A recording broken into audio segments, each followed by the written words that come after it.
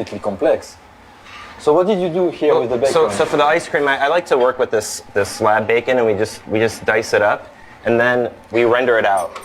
So we start to develop the color, we start to render out all the fat, and then I just dump the whole thing. So when you render the bacon, do you think you intensify the flavors of the bacon? Absolutely, you get a little bit of that caramelization going on, and then we just dump the whole thing into milk.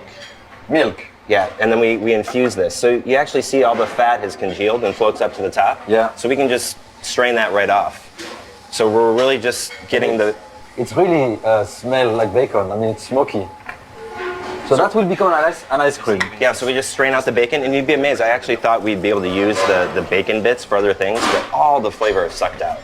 It tastes like nothing, the actual And bits the of milk bacon. was cold, or you boiled the milk? We warm the milk a little bit, and the bacon is right out of the oven, so it's So hot. it's like almost like a tea of bacon. Yeah, essentially. Something like that. Essentially.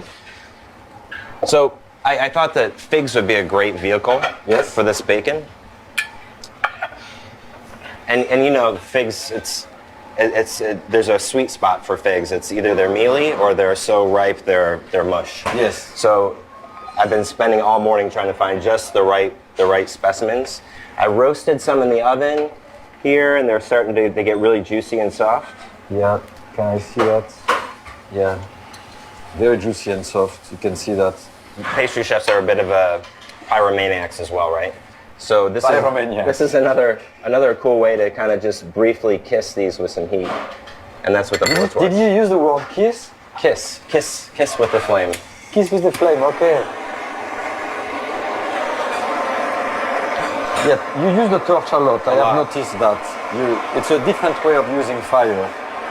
Because it's intense but gentle. I can see it's caramelizing the fig. This is going to actually give us more of a crust, like almost like a creme brulee. Yes, I see that. Okay. Yeah.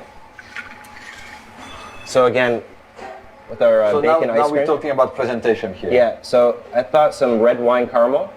Red wine caramel. Can I try that? Would work really well. Just caramelized sugar and red wine reduced down a little bit. That's good. So you're doing really a dish which is mixing some savory food and a sweet food. Sure. I mean, and I actually worked as a line cook for a few years, so I'd like to think I bring a little bit of that spontaneity and some of the plating aspect to it as well. I also think some goat cheese. Goat cheese? The sharpness of the goat cheese will also kind of punctuate the bacon a little bit. So we just took some goat cheese and lightened it with some whipped cream. Goat cheese and whipped cream, okay. There's a little vanilla, a little sugar as well. Inside the goat cheese. Inside the goat cheese, to bring some sweetness to it. I'm putting down some ground up hazelnuts, and that'll kind of help stabilize the ice cream. And give some nice flavor too, actually. Of course. So this is we have the bacon This is our finished bacon ice cream. You see, it kind of just looks like vanilla. You don't really get a color out of the bacon. You don't even know it's smoky, and I guess it's smoky too. And we have a beautiful dessert, really. And then a little bit more of a savory aspect. Just a little grind of black pepper, I think works really well. I'm also a big fan of herbs, fresh herbs in dessert. So a little bit of thyme. And just a couple leaves. It's pretty strong, so you don't want to put too much. Yeah, 3 or 4 leaves, and that's it. So it's time to really try what you have done.